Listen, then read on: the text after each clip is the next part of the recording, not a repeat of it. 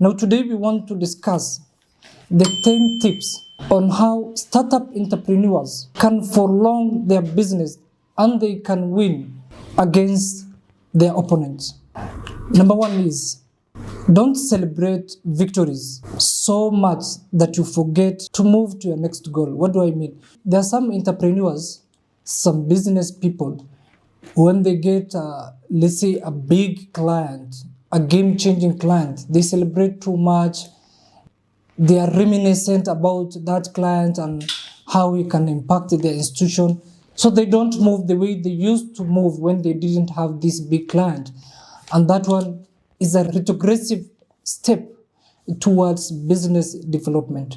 Yes, it is not bad for you to celebrate in any win you get in business, but you've been stuck in that particular win and leaving all other technical jobs just because you want to celebrate. It is a bottleneck to your business. Number two, they focus more on leading their business instead of controlling. If you want to win, focus more on leading your business instead of micromanaging your business, putting your hands everywhere, putting your hands in HR, putting your hands in manager's role. You are everywhere. No, you don't need that. You just need to make sure you assign each and every person their duties, and you lead in an outside way, and you don't interfere with the business so directly that the people don't even listen to the HR. They don't listen even to their managers. They just wait for you to give out instructions. The business must run with or without you. I understand when the business is commencing at the first juncture, there is no proper channel to follow, and there is haphazard way of managing things.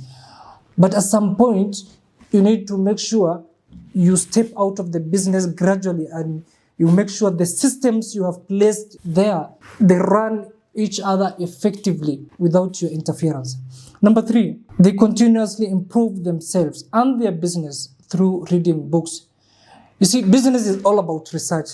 If you're not doing any research, you're not reading articles, the magazines, the business dailies, and Nairobi Law monthlies, and everything that is regarding business, and you are there, that is not a shrewd step towards business. You are whittling down your success just because by not reading a lot of information towards business. How did that company fail? What can I do so that I don't fail the way that company fails?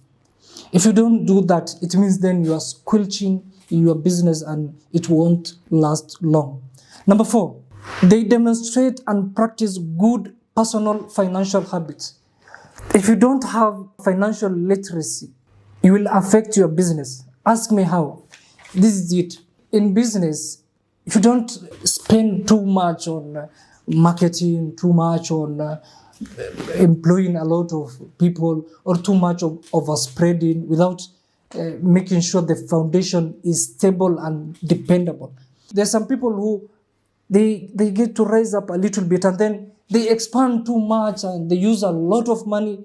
They use the mother's company to expand too much and then they lose all their money, which is not a financial wise aspect. You need to assimilate yourself with the culture of growing gradually and making sure that you measure everything before indulging in bigger activities, because that is the touchstone of business gradual development.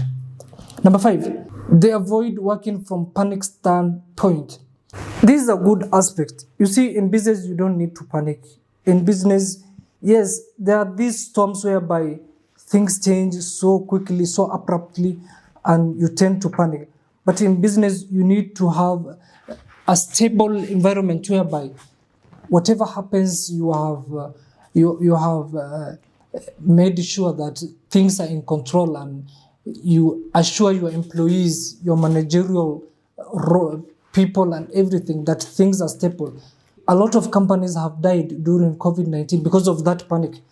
But those companies who were there and who had a stable environment, they make sure they made sure that they can go along with any catastrophe that happens, and their companies don't go in apocalyptic way.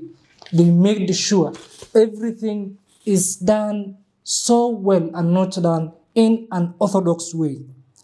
Number 6, they are not seasonal with their work ethic. They don't work hard in one month, they get calls or lazy in the next month.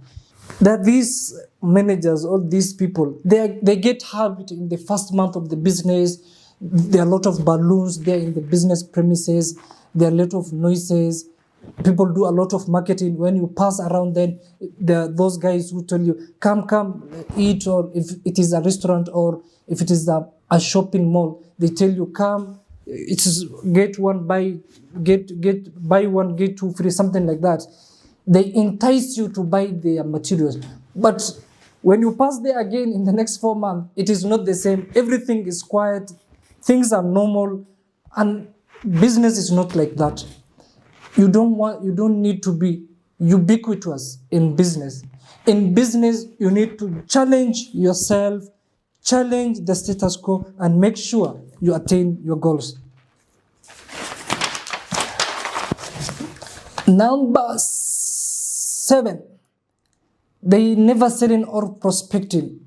There is a businessman or businesswoman who don't indulge themselves much in selling or prospecting to their clients, and you hear them say, me, I'm not good in sales. I'm a technical man, or me, I'm a relationship guy. No, when you are starting up a business, you need to make sure you sell your ideas, you sell your materials, you sell your unique vision to your employees, to your managers, to your stakeholders, to your investors, to your creditors. Business is all about selling. Business is all about prospecting. There is no time, period, that you stagnate and you're not selling anything. Business involves sales, marketing, and pitching. They take responsibility when things go wrong and don't blame others. This is a very, very unique step, because you see, a lot of business people, when their business fails, they blame on the employees, they blame on the HR, they blame on others, instead of sitting down, knowing where we went wrong and how can we change this in the future, albeit all these challenges. If you don't do that and you start the blame game, I think you will envisage a future whereby you won't be able to curb the menace which will be coming on in future, because you have not set aside mechanism to understand where the problem is and how we can solve the problem. You need to be aware of the situation, control the situation, maintain the situation, and improve on the situation. They feed their mind with positivity and do not allow negative influences to linger in their minds and successful stories. Business is all about positive thinking, sanguine thinking, sane thinking. If you're a person with a negative ideas, with a negative thinking, if something small happens, then it will trigger you to shut down that business.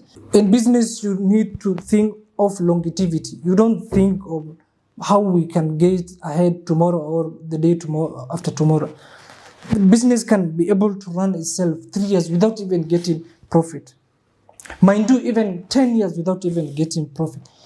But in the long term, make sure you have set mechanism whereby you know the stability of this business is accurate and it's intact. And you have curbed all the delinquent personals in your business, and you don't come with these acronian rules which can interfere with your business so badly.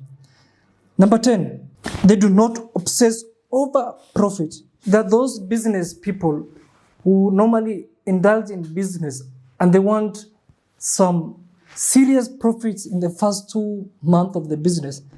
I mean, yes, it is not an impossible journey. It is very possible. But average in business, you need to be there for like 6 months without you even breaking even. You can break even after 6 months, after 1 year, you can get profit. But Don't make the main goal of your business to get profit. There is a lot of things, there is a lot of reasons why people start business. You start business for the long-term thing. You start business so that the future generation can benefit from it.